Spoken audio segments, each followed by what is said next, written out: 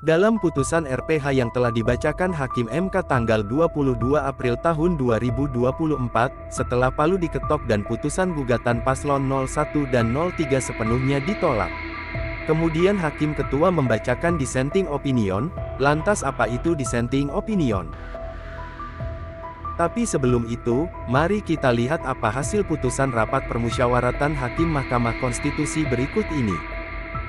Berdasarkan penilaian atas fakta dan hukum sebagaimana diuraikan di atas, Mahkamah berkesimpulan, eksepsi termohon dan eksepsi pihak terkait berkenaan dengan kewenangan Mahkamah, serta eksepsi pihak terkait mengenai tenggang waktu pengajuan permohonan dan kedudukan hukum adalah tidak beralasan menurut hukum. Mahkamah berwenang mengadili permohonan aku. Permohonan diajukan masih dalam tenggang waktu yang ditentukan oleh peraturan perundang-undangan. Pemohon memiliki kedudukan hukum untuk mengajukan permohonan aku. Eksepsi termohon berkenaan dengan pokok permohonan adalah tidak beralasan menurut hukum. Permohonan pemohon tidak beralasan hukum untuk seluruhnya. Berdasarkan Undang-Undang Dasar Negara Indonesia tahun 1945, Undang-Undang Nomor 24 tahun 2003 tentang Mahkamah Konstitusi, sebagaimana telah diubah terakhir dengan Undang-Undang Nomor 7 tahun 2020 dan seterusnya dianggap dibacakan. Amar putusan mengadili dalam eksepsi, menolak eksepsi termohon dan pihak terkait untuk seluruhnya. Dalam pokok permohonan, menolak permohonan pemohon untuk seluruhnya. Pendapat berbeda atau dissenting opinion.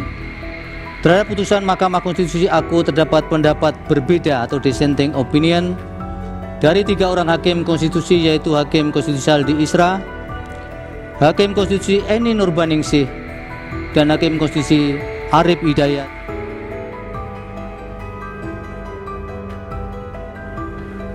Majelis saya apresiasi yang pertama menerima proses dari awal dan kemudian menyidangkan sampai kemudian tadi diputuskan dan ada dissentingnya.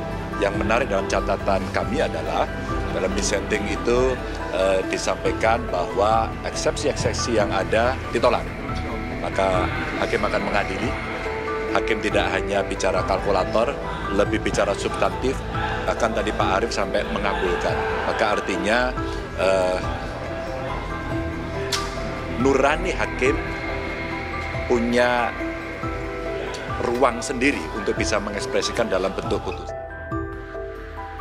Nah, setelah kita lihat tadi pembacaan putusan RPH dan pendapat dari paslon 01 Ganjar Pranowo, kita omongin lagi tentang dissenting opinion.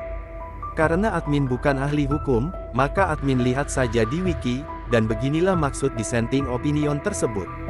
Dissenting opinion, atau perbedaan pendapat, umumnya berada dalam hukum peradilan tingkat tinggi, adalah pendapat dari satu atau lebih dari hakim dalam membuat pernyataan yang memperlihatkan ketidaksetujuan terhadap putusan penghakiman dari mayoritas hakim dalam majelis hakim yang membuat keputusan penghakiman di dalam sebuah sidang pengadilan. Pendapat ini akan dicantumkan dalam amar keputusan, akan tetapi dissenting opinion tidak akan menjadikan sebuah preseden yang mengikat atau menjadi bagian dari keputusan penghakiman. Dissenting opinion yang memuat atas ketidaksetujuan pendapat kadang-kadang dapat disebut dapat terdiri dalam beberapa bagian pendapat yang dimungkinkan karena adanya sejumlah alasan, interpretasi yang berbeda dari kasus hukum, penggunaan prinsip-prinsip yang berbeda, atau interpretasi yang berbeda dari fakta-fakta. Perbedaan pendapat ini akan ditulis pada saat yang sama seperti pada bagian pendapat dalam keputusan penghakiman, dan sering digunakan untuk perbedaan argumentasi yang digunakan oleh mayoritas hakim dalam melakukan penghakiman.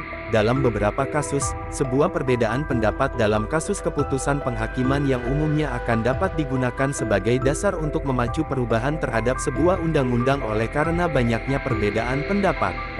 Jadi begitulah kawan-kawan, panjang lebar pemahaman tentang istilah dissenting opinion. Sampai jumpa pada video selanjutnya dari saluran MAK News, semoga berkenan. Terima kasih.